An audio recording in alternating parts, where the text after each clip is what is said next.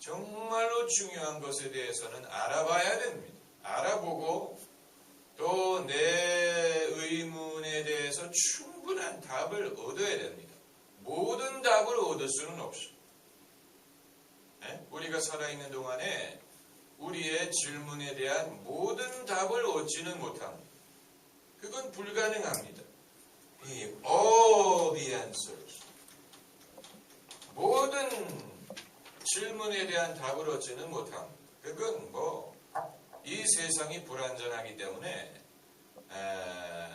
내 자신에 대해서도 내가 이해하지 못하는 게 많고 인생에 대해서도 이해하지 못하는 게 많고 신앙에 대해서도 우리가 다 이해하는 건 아닙니다. 그러나 적어도 필요한 만큼은 이해를 해야 돼요. all은 아니더라도 enough. 적절한 만큼은 이해를 해야 내 삶을 거기에다가 맡길 수가 있는 거죠. 무슨 말인지 아시겠죠? 여러분은 이미 믿는 분이기 때문에 이미 지나간 이야기일 수밖에 없지만, 그러나 이미 지나갔더라도 이제라도 얻어야 될 해답이 있을 것입니다. 성경에 대하여, 신앙에 대하여, 또 바로 믿는 방식에 대하여 우리가 그냥 질문하기를 주저했던 것들이 분명히 있을 것입니다.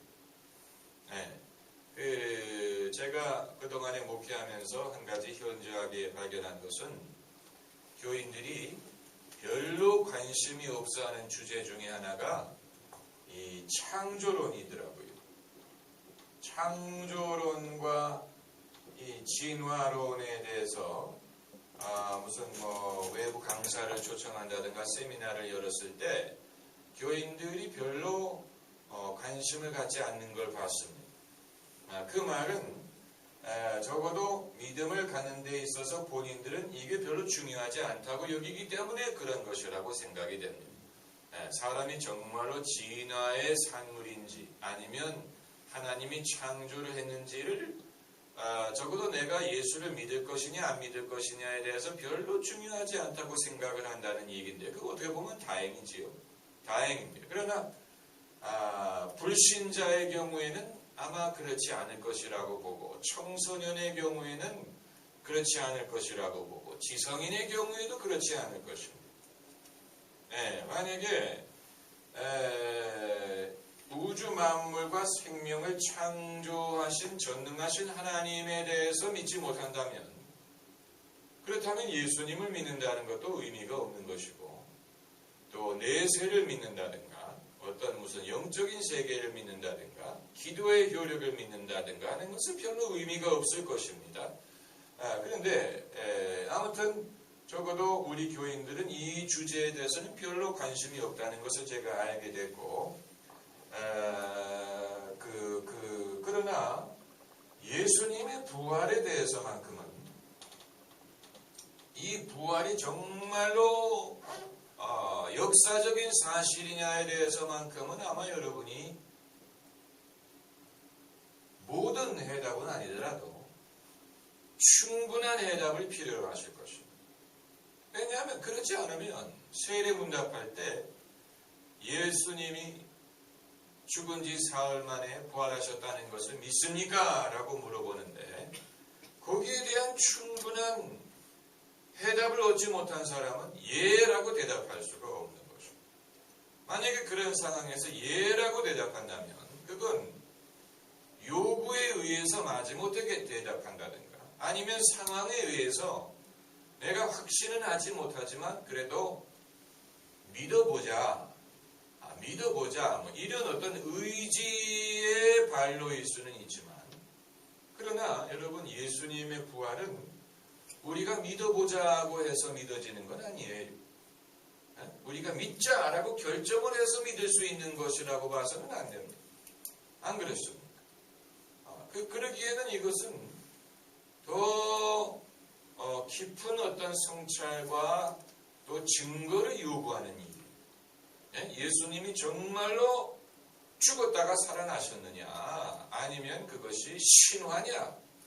제자들의 착각이냐? 제자들의 어떤 심리적인 혼동에서 비롯된 것이냐? 아니면 이후에 조작된 이야기냐? 아니면 어떤 과거의 성자나 영웅에 대하여 항상 후세 사람들이 미화를 하는 것처럼 예수 그리스도에 대해서도 이후에 미화를 한 결과로 예수님이 살아나셨다라고 그렇게 사람들이 믿게 된 것이냐? 아니면 정말로 그것이 불가사의하게 보이지만 정말로 그런 일이 일어나느냐? 여기에 대해서는 충분한 해답을 우리가 얻어야 되는 것이지. 그게 아니고 믿어야 된다고 하니까 믿어보자 이렇게 하는 것은 그건 오래 가기가 어려운 것입니다. 안 그렇습니까? 그리고 무인도에서 신앙생활을 한다면 모르지만 우리가 이 세상에서 그리스도인으로 살다 보면 불신자들을 마주치게 되는데 우리가 그들에게 전도를 하든 그들의 질문에 대해서 답변을 하든 아니면 그들이 우리의 신앙을 도전할 때 그 도전에 우리의 믿음을 변론을 하든 간에 그럴 때는 내가 믿는 바에 대한 확신이 있어야 되는 것이지. 만약에 누가 너 예수 믿는다며 너 기독교인이라며 너 정말 예수가 부활했다고 믿느냐? 너 정말로 예수가 동정녀에게 나타난 사실을 믿느냐? 이런 질문을 할 때 우리 자신이 확신이 없으면 글쎄 교회에서는 그렇게 가르치는데 나도 모르지. 이렇게 되면 이건 창피한 일이기 이전에 내 믿음 자체가 무너지는 것입니다. 안 그렇습니까? 그런 걸 어떻게 믿을 수 있느냐? 너는 이런 도전, 사실은 이 도전이라는 것이 어느 정도는 유익하고 필요할 때가 있습니다. 가톨릭 교회에서는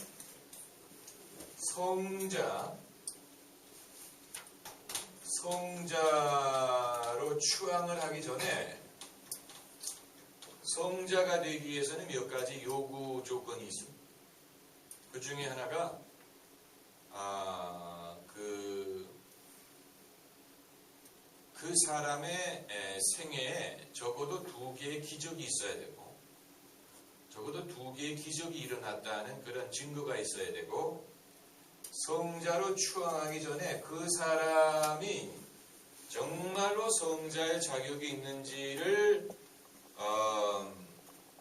결정하기 위해서 그 사람에 대한 그 사람의 실수와 허점과 자격이 없는 거를 이렇게 추궁하는 그런 역할을 하는 사람이 있어요. 그 영어로 Devil's Advocate라고 불러요. 그 말은 마귀의 변론자라는 뜻입니다. 이건 교회의 성직자인데 성자로 추앙되는 사람이 정말로 자격이 있는지 없는지를 공평하게 판단하기 위하여 그 사람이 자격이 없다. 그 사람은 이런 약점이 있었다는 것을 이렇게 주장하는 역할을 하는 사람입니다. 그래서 이 Devil's Advocate의 주장을 충분히 커버하고 거기에 대해서 이 사람의 믿음과 삶을 변론을 하는데 성공을 해야 성자로 추앙을 받을 수가 있는 것입니다. 이런 역할이 있습니다. 그 Devil's Advocate라고 불러요. 그러니까 이건 의도적인 도전입니다. 의도적인 도전입니다. 세우기 위해서 무너뜨리는 도전을 하는 사람이 있다는 것입니다. 이게 정말로 설 수 있는지를 확인하기 위해서. 마찬가지로 이 훈련이라는 것은 그 사람이 정말로 설 수 있는지를 확인하기 위하여 의도적으로 흔드는 작업입니다. 그게 훈련이에요. 군대라는 데가 그런 것입니다. 요즘의 군대는 어떤지 모르겠지만 이 의무적으로 가는 사람들 말고 이제 직업군인, 그래서 특수부대라든가 무슨 뭐 그린베레라든가 특공대라든가 이런 아니면 무슨 실이라든가 네이비 실이라든가 이런 특수부대에 들어가려면 이 지옥 훈련이라는 것을 거쳐야 되는데, 지옥 훈련의 목적은 사람을 떨어뜨리기 위한 것입니다. 사람을 떨어뜨리기 위한 것입니다. 합격시키기 위한 게 아니고 떨어뜨리기 위한 것입니다. 자격이 없는 사람을 떨어뜨림으로 자격이 있는 사람을 골라내기 위한 것입니다. 그래서 이런 훈련을 할 때 반 정도는 떨어져 나갑니다. 반 정도. 그러면 지옥 훈련을 어떻게 하느냐? 일부러 신체적이고 심리적인 압박을 가한 훈련병들에게 의도적으로 신체적이고 심리적인 압박을 가한, 신체적인 것은 여러분 다 이해하실 것입니다. 이 구보하기, 이 짐을 다 배낭을 메고 구보하기, 이거 아주 힘든, 정말로 힘든 신체적으로 힘든 그런 과정을 합격을 해야 되는 것뿐만이 아니고 심리적으로 그 사람을 아주 그야말로 포기해야 되겠다라고 생각하는 그런 시점까지 푸시하는, 별의별 방법이 있죠. 너는 내가 보기에 이 일이 너의 적성에 안 맞는 것 같다. 너는 보니까 이 일에 충성할 사람처럼 보이지 않는다. 너는 보니까 게으르고, 너는 보니까 배짱이 없고, 너는 보니까 이런 식으로 그 사람을 의도적으로 심리적으로 푸시하고 도전하고, 그래서 자격이 없는 사람이라면 포기할 수밖에 없도록 만든다. 여러분, 그런 세계가 있어요. 그건 그들이 미워서 그러는 게 아니고 정말로 이 일을 할 만한 각오와 또 정신적인 준비와 체력과 정신력을 갖추고 있는지를 확인하기 위한 것입니다. 이 의도적인 도전입니다. 의도적인 도전. 며느리가 새로 시집 오면 왜 시어머니가 시집살이를 시키는지 아세요? 지금까지 귀하게 길렀던 내 아들을 어느 날 어떤 여자가 떡하니 오더니 내 아들을 이제 데려가기 때문에 미워서 그러는 것도 있지만, 이것도 하나의 도전이, 우리 집안 식구를 만들기 위한 훈련입니다. 그래서 일부러 힘들게 합니다. 일부러. 그러니까 밥을 해왔는데 밥 자체는 전혀 문제가 없어요. 제대로 밥을 했어요. 그러나 일부러 밥이 좀 질다. 너 밥하는 거 제대로 배워야 되겠다. 이런 식으로 그 며느리의 마음을 이렇게 찌르는 거죠. 그래서 자신감을 흔들게 만들고, 이건 이제 길을 꺾는 거예요. 그 사람의 길을 꺾어서 시어머니의 권위에 순종하도록 만들기 위한 것이죠. 그렇게 해가지고 정말 몇 명의 며느리가 시어머니의 권위에 순종하게 되는지는 알 수가 없지만, 적어도 그 원리는, 이건 가정뿐만이 아니고 직장, 학교, 군대, 모든 단체에서 일어나는 일. 모든 단체에서 일어나는 이 영국의 그 사립학교를 가면은 헤이징이라는 과정이 있습니다. 헤이징.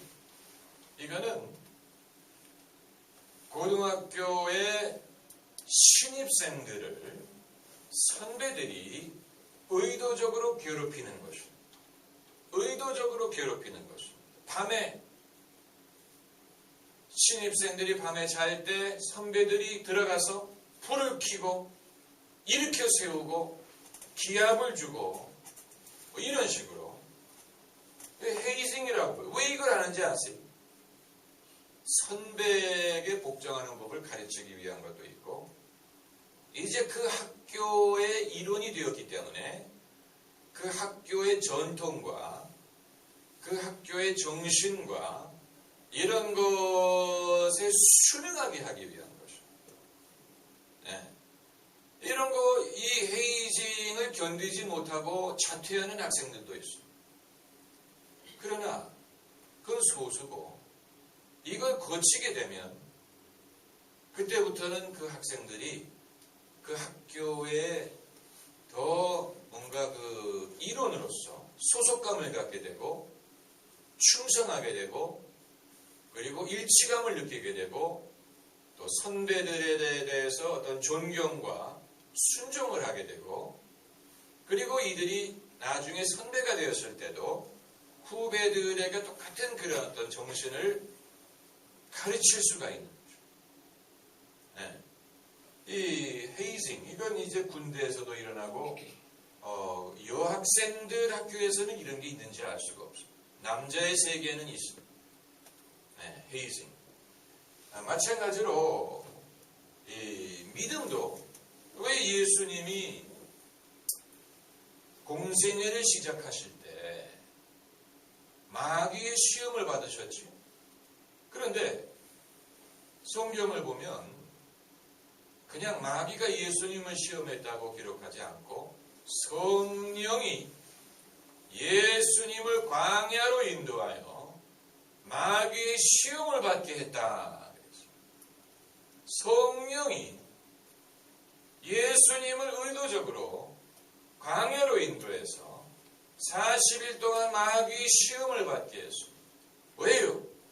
왜 하필이면 공생애를 시작할 때 예수님이 정말로 하나님이 맡기신 일을 감당할 수 있는지 시험하기 위해서 그런 것입니다. 시험이란 말은 테스트라는 뜻도 있고 또 프루브라는 말도 있고 프루브라는 말도 있고 템프트라는 말도 있고 그렇습니다. 템프트라는 말은 유혹한다. 이건 이제 도덕적으로 죄를 짓도록 유혹하는 그런 의미입니다만 프루브라는 말은 어떤 선한 것을 확인하기 위한 것입니다. 자동차를 생산하고 그걸 팔기 전에 시험 주행을 하는 것처럼 이 차가 정말로 제대로 돌아가는지 수출을 할 만한 그런 품질의 제품인지를 테스트 드라이브를 해야 돼요. 그러니까 시험이라는 것은 반드시 그게 나쁜 것이라고만 볼 수가 없고 그래서 예수님이 공생애를 시작하실 때 시험을 받은 것도 하나의 테스트 드라이브.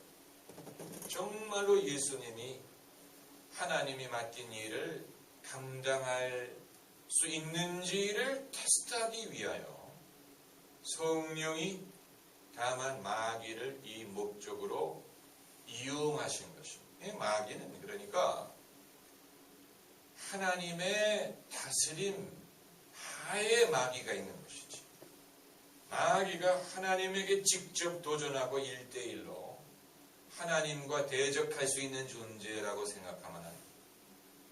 마귀도 피조물이고 마귀도 하나님의 다스림 속에 있는 것이지. 마귀가 단독으로 이런 일을 할 수 있는 게 하나님이 허락하지 않으면 마귀도 이런 일을 할 수가 없어요. 네? 욥기에도 사단이 욥을 시험하기 전에 하나님의 허락을 구하는 것과 마찬가지. 하나님이 허락을 했기 때문에 하나님이 허락하실 만큼만 욥을 시험한 것입니다. 이런 도전이라는 것이 필요합니다. 훌륭한 스승일수록 제자를 강건하게 키우기 위하여 필요한 도전을 해야 될 필요가 있는데 너무 살아가면 그게 힘듭니다. 아마 여러분이 직장에서나 또 교편을 잡고 계신 분이 계실지는 모르겠지만 학교에서 학생들을 대하는 방법으로 자녀를 똑같이 대하지는 못하실 것입니다. 왜냐하면 자녀는 내 새끼이기 때문에 아무래도 팔이 안으로 굽지요. 팔이 안으로 굽습니다. 그러니까 밖에서는 막 닥달하고 막 보채고 막 그렇게 하더라도 자기 자식에게는 그게 잘 안 되지 않습니까? 제가 저희 아이를 지금까지 보니까 때린 적은 없는 것 같아요. 아무리 기억을 해도 제 아이를 때린 적은 없는 것 같은데 때릴 것처럼 겁을 준 경우는 있어요. 때릴 것처럼 겁을 준 경우는 있지만 때린 적은 없는 것 같아요. 제대로. 때리더라도 약간 그 장난기식으로 이렇게 서로 웃으면서 때리고 맞고 그런 적은 있지만 그러니까 아프지 않았다는 얘기죠. 아프지 않게 때렸다는 얘기지요. 우리 아이가 말을 이제 겨우 알아들을 때 한 번은 뭔가를 걔가 잘못해서 고집을 피우고 그래서 제가 엄한 목소리로 아빠한테 잘못했다고 얘기해라. 잘못했다고 말하면 용서해주겠다. 그런데 이 녀석이 죽어도 잘못했다는 얘기를 안 해요. 그리고 얘도 어디까지 걔가 그걸 허용하냐면 한번 꾹꾹 이렇게 절하는 신용을 하더라고요. 그렇지만 잘못했다는 말을 안 하더라고요. 그러니까 서로의 이제 배짱의 싸움. 누가 이겼겠습니까? 저 아이가 이겼죠. 제가 지죠. 그 상황에서 어떻게 합니까? 그래서 할 수 없이 이리 와라 하면서 안아주고 끝이 났는데 자기 자식에게는 사실 어렵습니다. 그래서 자기 자식은 학교에 보내야 되는 거예요. 학교에 보내서 남이 가르쳐야지. 내가 할 수 없는 걸 남이 해주는 거예요. 내가 엄하게 할 수 없기 때문에 남에게 그것을 외주를 주는 것입니다. 그게 학교입니다. 학교라는 것은 자식 교육을 남에게 부탁하는 거예요. 왜냐하면 내가 할 수 없기 때문에. 내가 하는 것보다는 남이 하는 것이 더 효과적이라고 믿기 때문에 자기 자식을 가르치기는 어렵죠. 자기 자식에게 벌을 주기도 어렵고 싫은 소리 하기도 어렵습니다. 그러므로 부모가 너무 선생님이 우리 아이를 야단을 쳤느니 기를 죽이느니 너무 그런 거 가지고 항의하고 그러면 안 됩니다. 교육이라는 것은 그게 필요합니다. 부모가 못하는 걸 남이 해줘야 돼. 그리고 자기 자식을 목회자로 키우는 목사도 자기가 데리고 키우려고 하면 안 되고 자기 자식이 좋은 목회자가 되길 원하면 다른 교회 보내서 다른 목사님이 교육을 시키도록 해야 돼요. 그렇게 하면 제대로 키웁니다. 다른 교회 가면 거기서 기합도 받고 싫은 소리도 하고 화장실 청소도 시키고 때로는 교회에서 화장실 청소하는 법도 배우고 뭐 굳은 일, 몸으로 때우는 일, 뭐 이런 걸 야단도 맞고 그래야 제대로 배우는데 그걸 이제 못하는 목사님들은 자기가 키우겠다고 자기 밑에서 그럼 어떻게 됩니까? 황태자가 돼요. 황태자. 네. 그야말로 기고만장해서 우리 아빠가 목사님, 담임 목사인데 누가 감히 나 이런 식으로 하게 되면은 버리는 것입니다. 베리는 거예요. 베리는 지름길이에요. 그래서 저도 그럴 기회가 늘 있는 건 아니지만은 성도들이 정말로 이 신앙이 진짜 신앙인지 좀 찔러봐야 될 때가 있어요. 네. 그래서 일부러 흔드는 것입니다. 흔들어 가지고 이 안전하지 않은 거 다 넘어지게. 네. 이렇게 되면 흔들면 이런 거이 넘어지지. 네. 그런데 흔들면 견고한 것과 그렇지 않은 것의 차이가 드러나게 돼요. 흔들면 하나님이 가끔 우리를 흔들어요. 아주 괴로운 일이죠. 우리만 흔드는 게 아니고 가정을 흔들든 교회를 흔들든 사회를 흔들든 그래가지고 진짜가와 가짜가 구별되게 하는 것입니다. 예수님도 그런 비유를 말씀하셨지. 그게 무슨 비유입니까? 알곡과 죽정이의 비유입니다. 저도 농촌에서 자라지 않았기 때문에 들어서 하는 것입니다만 이렇게 농촌에서 쓰는 키라는 게 있어요. 약간 이렇게 생겼어요. 이렇게 돼가지고 이제 그게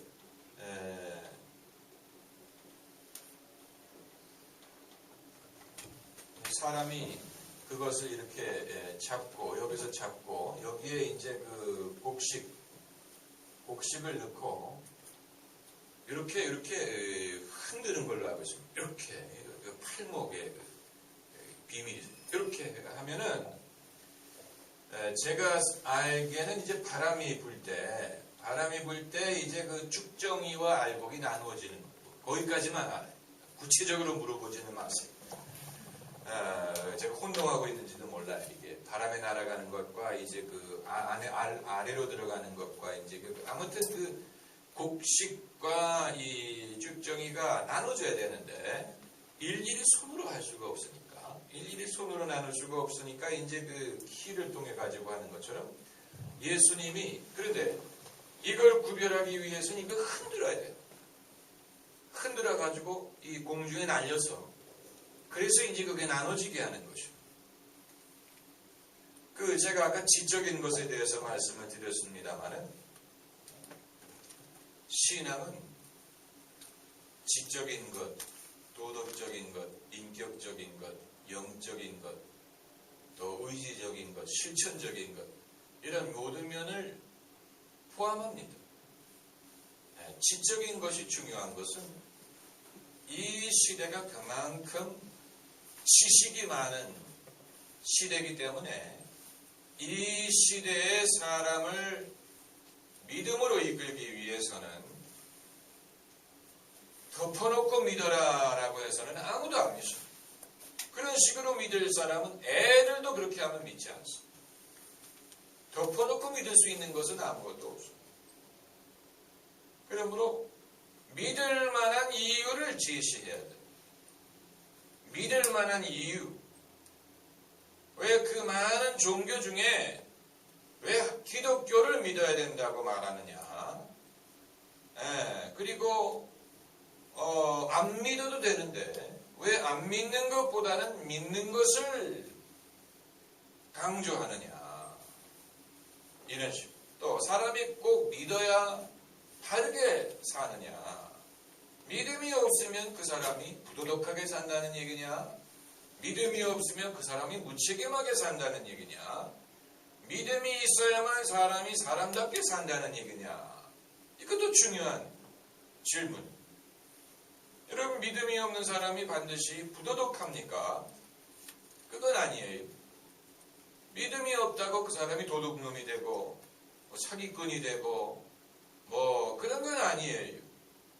그러면 왜 믿어야 되느냐? 여기에 대해서 남들에게 우리가 설명하기 이전에 우리 자신이 그것을 알아야 될 게 아닙니까? 왜 내가 믿어야 되느냐? 그리고 내가 기왕 믿을 거라면 어차피 내세에 가기 위하여, 천국에 가기 위하여 믿는 것이라면 조금 더 기다렸다가 내가 나이가 들고 몸이 약해지고 죽게 됐을 때 그때에 가서 믿어도 되지 않을까? 내가 구태여 지금부터, 젊었을 때부터 믿으면 그만큼 내 자유가 이 제한을 받고 하고 싶은 것도 못하고 제재를 받으면서 살아야 되는데 내가 믿기는 믿지만 나중에 믿겠다라는 사람에 대해서 우리가 무슨 말을 해줄 수가 있을 것이냐. 중요하지 않습니까? 여러분은 제가 보니까 다 젊으신데 상대적으로 여러분은 왜 젊은 나이에 믿고자 하시고 그리고 젊은 나이에 성경을 배워서 더 잘 믿으려고 하시는 것입니까? 여러분 자신이 이유를 알고 계시오. 이건 누가 강요해서 되는 건 아니에요. 누가 그래야 된다고 강요해서 하는 사람은 거의 없습니다.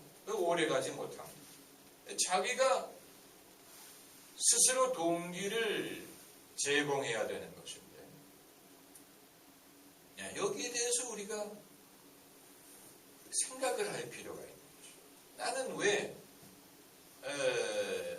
믿고 또 믿으려면 열심히 믿고 신실하게 믿어야 된다고 생각을 하느냐. 아마 여러분 중에 그 첫 번째 이유가 벌 받을까봐 나는 그런다 이렇게 생각하는 분도 계실 것입니다. 안 그러면 하나님이 나를 칠 거다. 벌을 받을 것이다. 내가 불이익을 받을 것이다. 하나님의 심판이 무섭다. 어떤 두려움이 첫 번째 이유인 분들이 한 40%는 되시고 한 30, 40%는 되실 것 같고 또 다른 분은 나는 특별히 믿음 이외에 다른 어떤 대안을 갖고 있지 않다.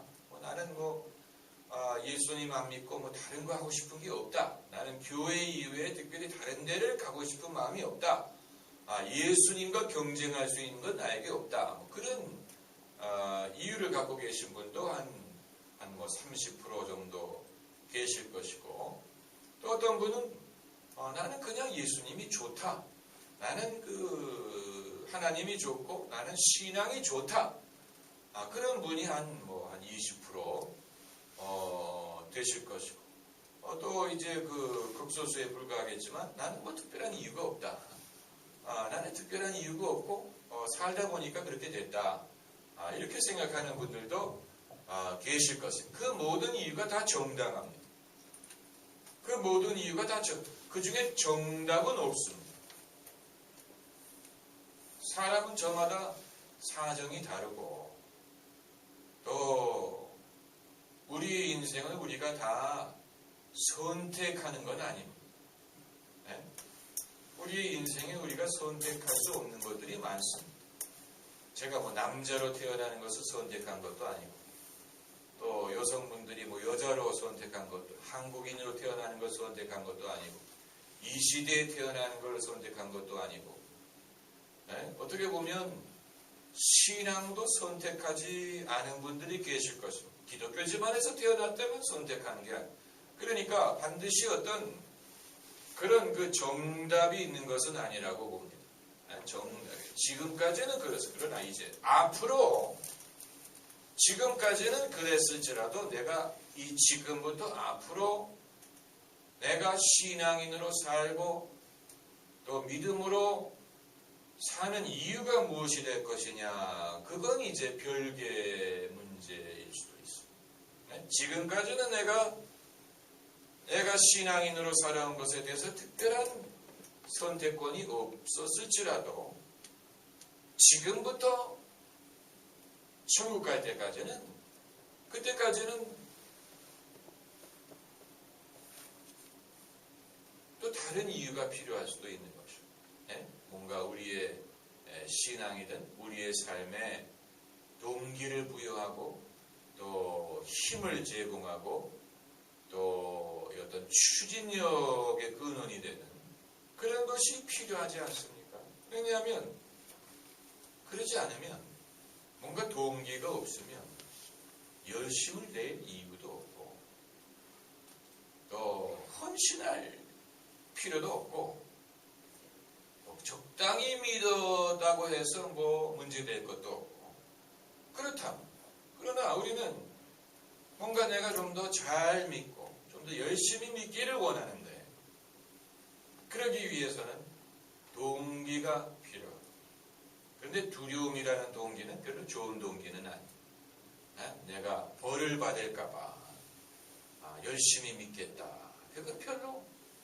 그건 마치 하나님을 이 강제 노동 수용소의 어떤 그 간수 같은 분으로 생각합니다. 하나님이 채찍을 들고 서가지고 빨리빨리 하란 말이야. 움직이지 않을래? 뭐 이런 식으로 뒤에서 기다리고 있다가 이제 이 게으름 피는 사람을 막 후려친다든가 그런 식의 하나님을 생각하는, 그게 좀 너무 과격하다면 그런 식은 아니더라도 무슨 사감 선생님 같은 하나님, 경찰관 같은 하나님. 그래서 우리가 규칙을 어길 때 탁 하나님이 그걸 보고 너 벌점 뭐 이런 식으로 그런 하나님을 생각하는 경우도 있을 것입니다. 그건 하나님에 대해서 별로 좋은 이미지가 아니에요. 예? 과연 하나님이 그렇게 무섭고 엄한 그런 바리새인 같은 하나님일 것인가? 그건 아니라고. 바리새인들은 하나님을 그런 식으로 생각했을 것입니다. 그러나 예수님은 그거와는 정 다른 하나님을 소개하셨습니다. 그러므로 우리가 똑같은 하나님을 믿더라도 우리 마음속에 하나님에 대한 이미지가 바리새인 같은 분이 될 수도 있고 예수님 같은 분일 수도 있고 아니면 묵묵부답의 돌부처와 같은 하나님일 수도 있어요. 하나님이 계시긴 계신데 하나님은 돌처럼 차갑고 침묵하시고 그분에 대해서 도대체 내가 알 수가 없다. 그런 생각을 하는 분도 계실지 모르겠어요. 돌부처와 같은 하나님. 하나님에 대해서는 여러분이나 저나 다 배우는 입장이지 권위 있는 자는 사실 없습니다. 예수님 이외에 어느 누구도 하나님에 대해서 나는 전문가다, 스페셜리스트다 라고 말할 수 있는 사람은 없습니다. 그런 식으로 생각할 수 있는 사람은 없어요. 저도 아니에요. 저도 하나님에 대해서 모르는 거 많아요. 저도 하나님에 대해서 갖고 있는 의문, 무슨 심지어 못마땅하게 생각하는 것도 있습니다. 하나님에 대해서. 적어도 저는 거기에 대해서 정직하게 인정을 할 수 있어요. 하나님에 대해서 제가 못마땅하게 생각하는 것. 그런데 이제 문제는 많은 사람들이 하나님에 대해서 그런 불만이 있음에도 불구하고 그것을 드러내지 않는다. 그러면 기도할 때 어떤 식으로 기도를 하느냐. 하나님한테 정말 하고 싶은 말을 못하고 그러면 그냥 좋은 말만 합니까? 하나님 당신은 위대하시고 하나님은 놀라우시고 좋은 말만 하십니까? 기도하실 때 아니면 정말로 하나님께 하고 싶은 말씀을 하십니까? 하나님 도대체 내가 이해하지 못하는 것은 이런 식으로 이건 이제 별개의 주제입니다만은 기도가 불평이 돼서는 안 되지만 기도가 불평이 돼서는 하나님이 불평은 별로 기뻐하지 않아요. 그러나 불평은 아니더라도 정직한 고백이어야 될 필요는 있다. 정직한 고백. 당연히 정직해야죠. 왜냐하면 하나님은 우리가 말하든 말하지 않든 우리 속을 꿰뚫어 보시는데, 내가 마음속에 의심이 있든 뭐 불만이 있든 뭐 의문이 있든 뭐가 있든 간에 그걸 하나님은 이미 알고 계시는데 나는 없는 것처럼 없는 척 한다면 그건 하나님과의 관계에 있어서 문제가 있다는 거예요. 그리고 영적인 성장이 이루어질 수 없다는 이유. 커뮤니케이션도 제대로 되지 않는데 어떻게 영적인 성장이 일어날 수가 있어요? 정직한 고백이 필요합니다. 여러분이 기도하실 때 다만 묵상으로 하는 건 별로 효과적이지 않고, 묵상으로 하면 자꾸 생각이 막 이상한 데로 가고 좋습니다.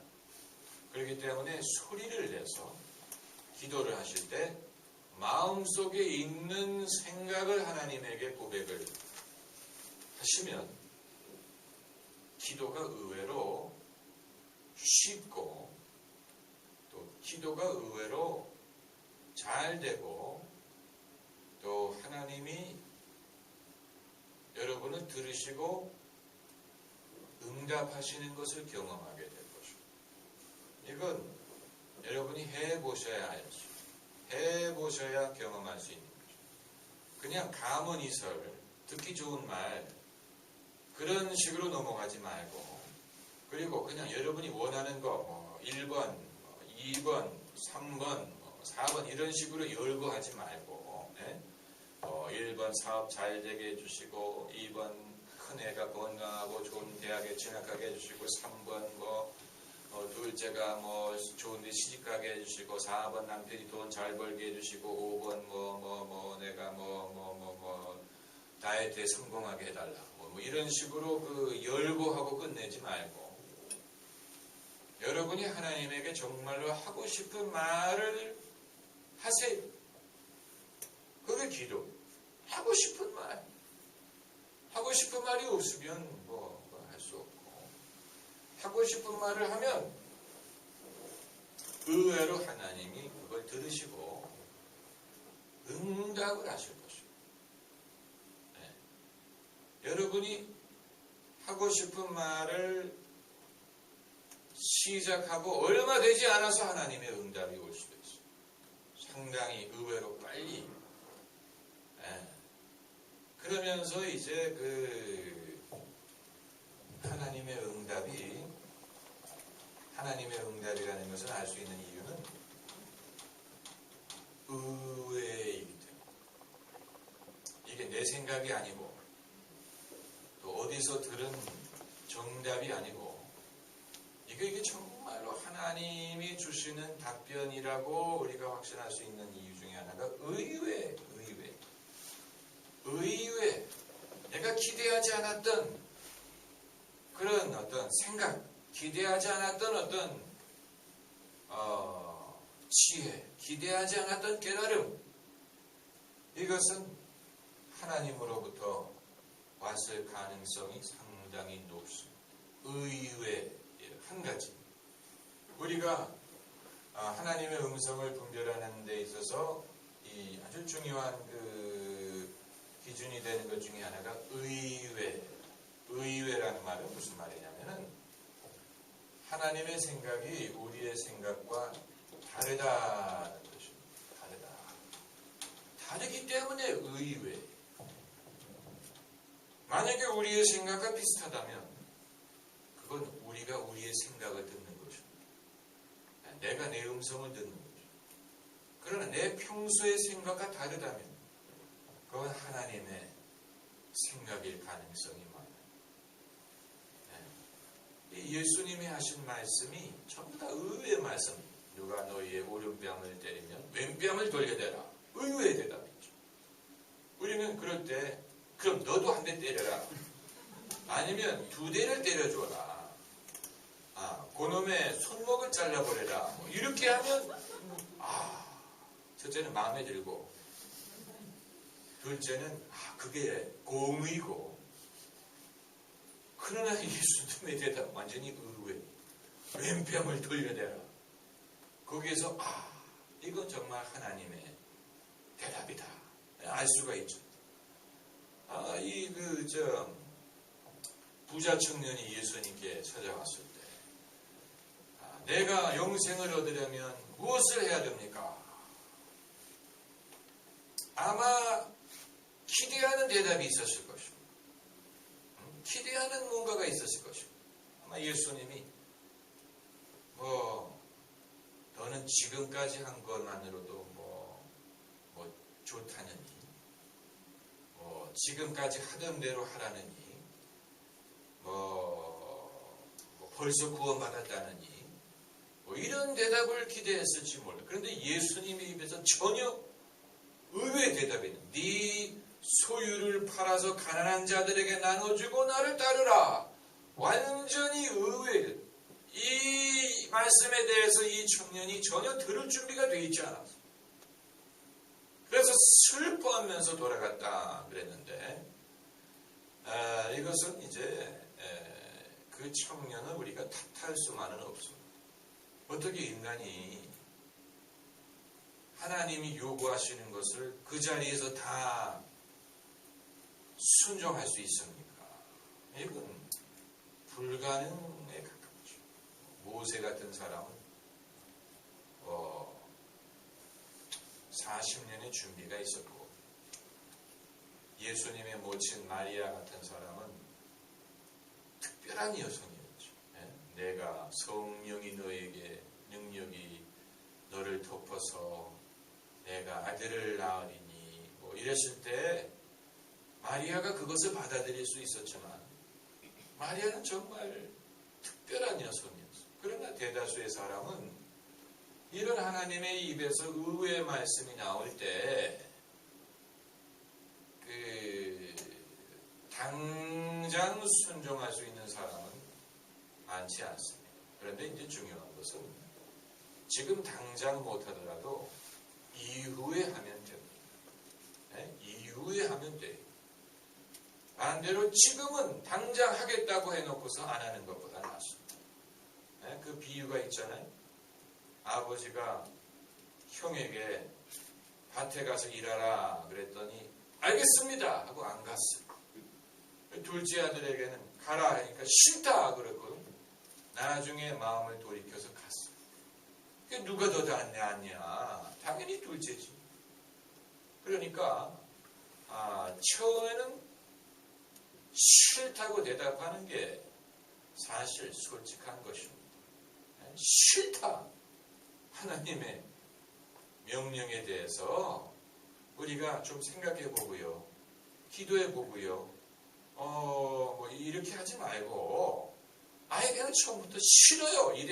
그게 정말 그게 정말 제 스타일이죠. 이럴 때 하나님이 뭐라고 그러실 때 싫어요. 정말 용기 있는 사람. 정말로 그건 용기 있는 사람. 대다수의 사람들은 싫어도 싫은 흉내를 못 냅니다. 안 그렇습니까? 다 우물쭈물대고 눈치만 보고 몰래 도망가려고 그러지. 정말 싫다라고 대답하는 사람은 하나님 앞에서. 그러나 대다수의 사람들은 싫기 때문에 순종 안 하는 거예요. 싫으니까 순종 안 하는 거예요. 그건 우리가 어떻게 다 좋아하겠습니까? 다 좋아하지 않습니다. 여러분 자녀가 다 좋아서 다 들어주는 건 아니잖아요. 사랑하기 때문에 하는 것이죠. 자, 그런데 이제 아까 시작을 했습니다마는 이 기독교가 유대인의 종교로 시작했어요. 예수님이 승천하시기까지는 그랬어요. 예수님 자신도 이방인들에게 문을 여시지는 않았어요. 뭐라고 말씀하셨냐면 나는 이스라엘의 잃어버린 양을 위하여 왔다 하고 말씀하셨어요. 이방인들이 와서 고침을 받고 은혜를 받은 경우는 있지만 예수님이 의도적으로 이방인들을 찾아갔다든가 그들에 대한 어떤 그 전도 프로젝트를 만들었다든가 그러진 않았어요. 예수님은 이방인을 제자로 영입하지 않았어요. 예수님은 이스라엘에만 거하셨어요.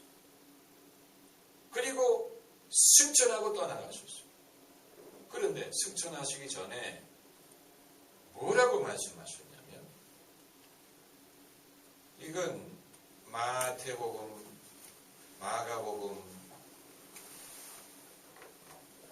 누가복음은 어차피 사도행전과 연결이 되니까 같은 저자니까 요한복음에는 그런 말씀이 없습니다.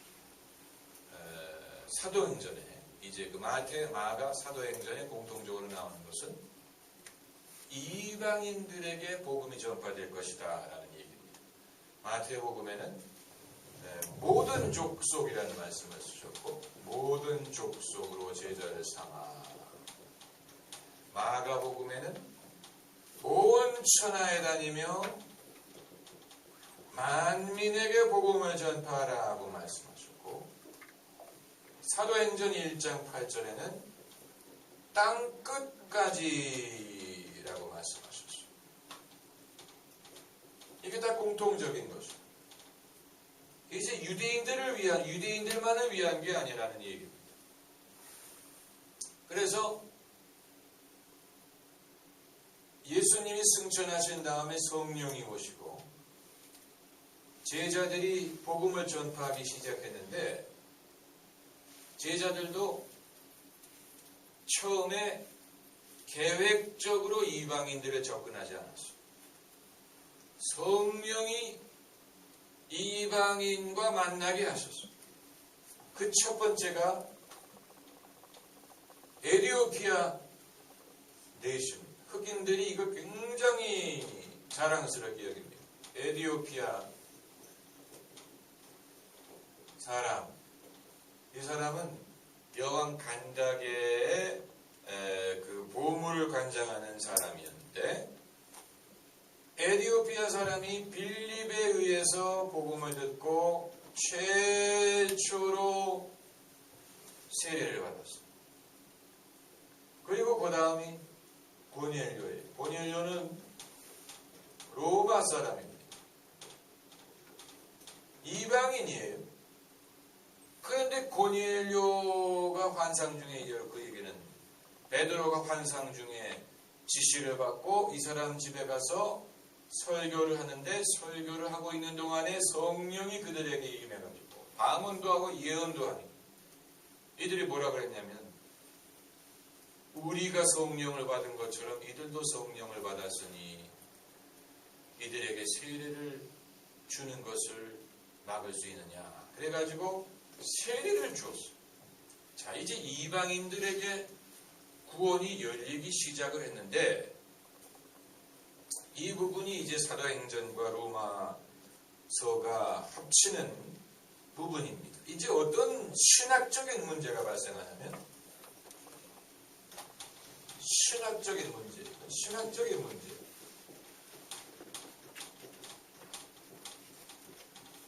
이방인이 예수님을 믿게 되죠. 그래서 이방인은